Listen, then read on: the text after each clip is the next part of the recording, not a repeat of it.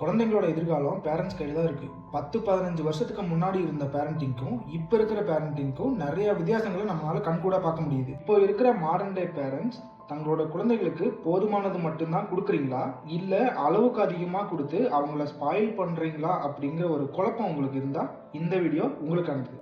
இப்போ பேரண்ட்ஸாக இருக்கிறவங்களுக்கும் இனிமேல் பேரண்ட்டாக மாற போகிறவங்களுக்குமான பதிவு தான் இது. வாங்க வீடியோக்குள்ளே போகலாம். இப்போ இருக்கிற மாடர்ன் டே கிட்ஸ் பொதுவெளியில் என்ன மாதிரி நடந்துக்கணும்னு தெரியாததா இருக்கட்டும், எந்த ஒரு பொருளையும் மற்றவங்கக்கிட்ட ஷேர் பண்ணாமல் இருக்கிறதாகட்டும், ஃபோனையே பார்த்து நேரத்தை செலவழிக்கிறதாகட்டும், இதெல்லாம் எங்கேருந்து ஆரம்பிக்குதுன்னு நீங்கள் நினைக்கிறீங்க? கண்டிப்பாக பேரண்ட்ஸ் கிட்ட இருந்து தான். ஒரு பேரண்ட்டாக குழந்தையோட முன்னேற்றத்தை பற்றி யோசிக்கிறப்போ வெறும் ஃப்ரீடம் அண்ட் டெக்னாலஜி யூஸ் பண்ணுறதை பற்றி மட்டுமே கவனம் செலுத்தினா போதுமா? நல்ல பழக்க வழக்கங்களையும் சொல்லித்தரணும்ல. அப்படி எத்தனை பேரண்ட்ஸ் பண்ணுறீங்கன்னு யோசிச்சு பார்த்தா உங்களுக்கே நீங்கள் உங்கள் கிட்ஸை என்ன மாதிரி வழிநடத்துறீங்கன்னு உங்களுக்கு புரிய வரும். 2-3 டிகேட்ஸ் முன்னாடியெல்லாம் நம்ம பேரண்ட்ஸ்கிட்டையும் நம்ம கிராண்ட் பேரண்ட்ஸ்கிட்டையும் பேரண்டிங்கான ஒரு ப்ராப்பர் அப்ரோச் இருந்துச்சு. என்ன பண்ணணும் என்ன பண்ணக்கூடாதுன்னு தெளிவாக நமக்கு சொல்லி கொடுத்தாங்க.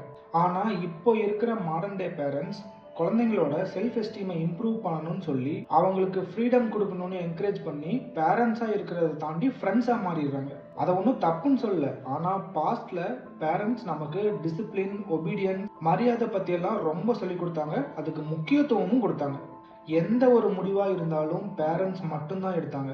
அட் த சேம் டைம் ரொம்ப கண்டிப்போடையும் இருந்தாங்க. இப்போ ஃபேமிலியில் மாற்றம் வந்ததுக்கான காரணம் ஃபேமிலி ஸ்ட்ரக்சரே மாறினதால தான். கூட்டு குடும்பமாக இருந்ததெல்லாம் மாறி ஒரு சின்ன ஃபேமிலி ஸ்ட்ரக்சருக்குள்ளார அடைஞ்சிட்டோம். சின்ன சர்க்கிள்குள்ளார போனதுனால நிறைய மாரல் வேல்யூஸை இழந்துக்கிட்டே வருமோன்னு தான் எனக்கு தோணுது. முன்னாடியெல்லாம் வீட்டில் பெரியவங்க இருந்தால் பேரண்ட்ஸ்க்கு ஏதாச்சும் தெரியலனாலும் அந்த பெரியவங்க சொல்லி கொடுத்தாங்க. இப்போது அதெல்லாம் தெரிஞ்சுக்கிறதுக்கு எக்ஸ்டர்னல் சோர்ஸஸை தானே தேடி போகிறோம். அப்படி தேடி போகிறவங்க அதெல்லாம் சோசியல் மீடியாவில் தேடுறது தான் ரொம்ப வேடிக்கையான விஷயமா இருக்குது. அதுக்கு தான் வீட்டில் பெரியவங்க வேணும்னு சொல்கிறது.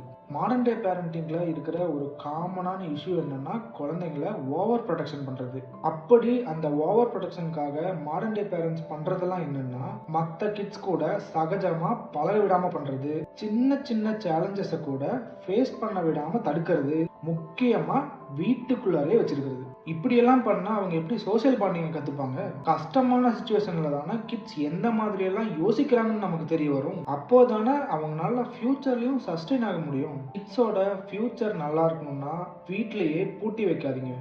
மற்ற பசங்க கூட சேர்ந்தா கெட்டு போயிடுவாங்கன்னு ஒரு எண்ணம் இருந்தால் நீங்கள் நல்லதுதான் சொல்லித்தரீங்க, அப்புறம் எப்படி தப்பு நடக்கும்?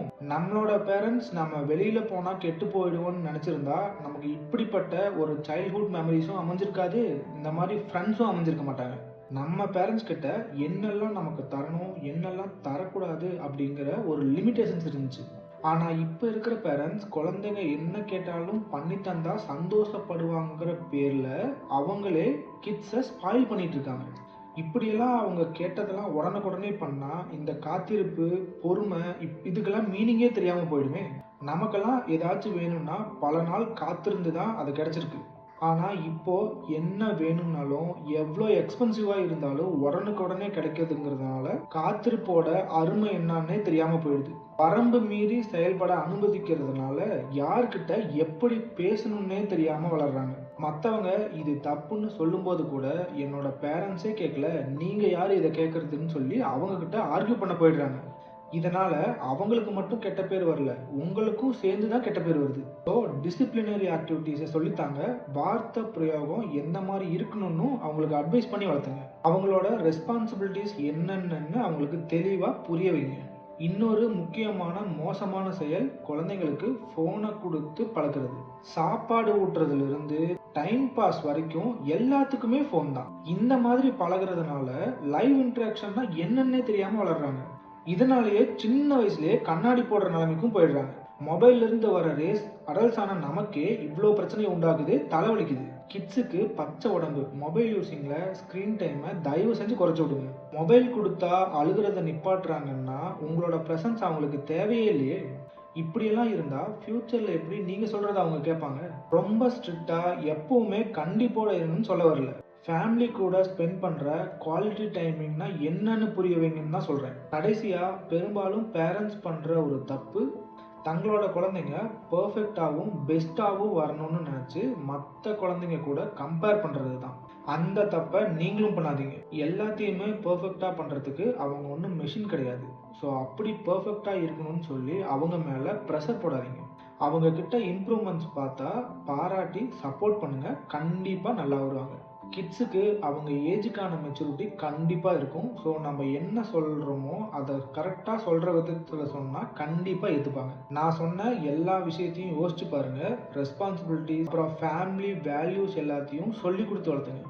நம்ம கிட்ஸாக இருக்கிறப்போ பேரண்ட்ஸ் கிட்ட கத்தி பேசுகிற பசங்களை பார்த்துருக்கோமோன்னு கேட்டால் ஒரு மிகப்பெரிய கேள்விக்குறி தான். ஆனால் இப்போ எல்லாமே தலையில மாறி இருக்கு. நான் எல்லா கிட்ஸும் எல்லா பேரண்ட்ஸும் அப்படி இருக்காங்கன்னு நான் சொல்ல வரல. ஆனால் பெரும்பாலும் அப்படி தான் இருக்காங்க. தேவையான விஷயத்துல கண்டிப்பாக இருக்க மறந்துடாதீங்க. என்னதான் உலகம் மாடர்ன் ஆயிட்டாலும் அவங்க தொடர்ச்சியாக கற்றுக்கிற விஷயமும் நல்ல குணங்களும் தான் அவங்கள வாழ்க்கையோட அடுத்த கட்டத்துக்கு கொண்டு போகும். ஃப்யூச்சரில் என்ன தான் டெக்னாலஜி வந்தாலும் தனக்கு என்ன வேணும்னு யோசிக்க தெரியலன்னா அவங்களோட ஃப்யூச்சர் ஒரு கேள்விக்குறியாக தான் இருக்கும். இப்போ எப்படி எல்லாரும் ஏஐ பின்னாடி ஓடிட்டு இருக்கோமோ இன்னும் கொஞ்ச நாளில் ட்ரெடிஷ்னல் வே ஆஃப் திங்கிங்க்கு இந்த உலகம் மாறும். ஸோ இப்போலேருந்து 2 சூழலுக்கும் தகுந்த மாதிரி உங்கள் கிட்ஸை வளர்த்துங்க. அவங்களோட ஃப்யூச்சர் செம்மையாக இருக்கும்.